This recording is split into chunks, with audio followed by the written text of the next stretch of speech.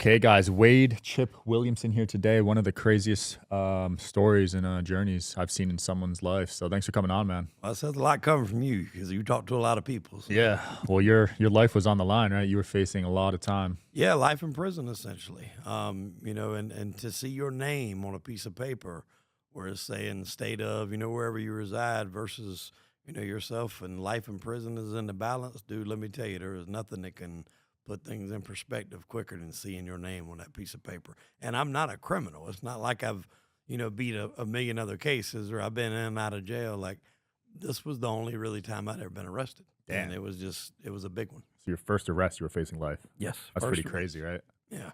And it was for basically a self-defense case, right? Yeah, self-defense shooting. And the details behind it are really kind of what convolutes the case is me and my wife were together and we had decided that we were going to split up. And once we had decided we were going to split up, she went her way, I went mine.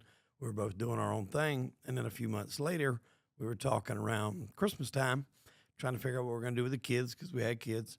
And it was obvious there was still a little something there, something we could maybe hold on to. But we still weren't sure if we wanted to jump right back into it.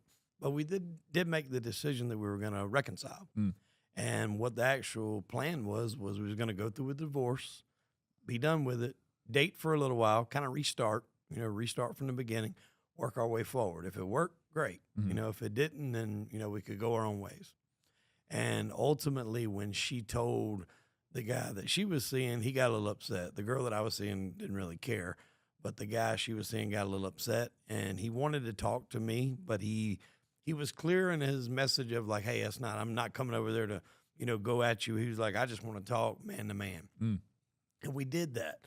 And then what had ended up happening was while we were in the middle of talking, everything was going fine. We were actually talking on the subject of tattoos, and I pulled my shirt down to show him this tattoo right here. Mm-hmm. And you can kind of see it right here. I got an open heart surgery scar. Yeah. And so when he seen that, he grabbed the bottom of my shirt and like lifted it up. It was like, wow, that's gnarly, and was like looking at the scar.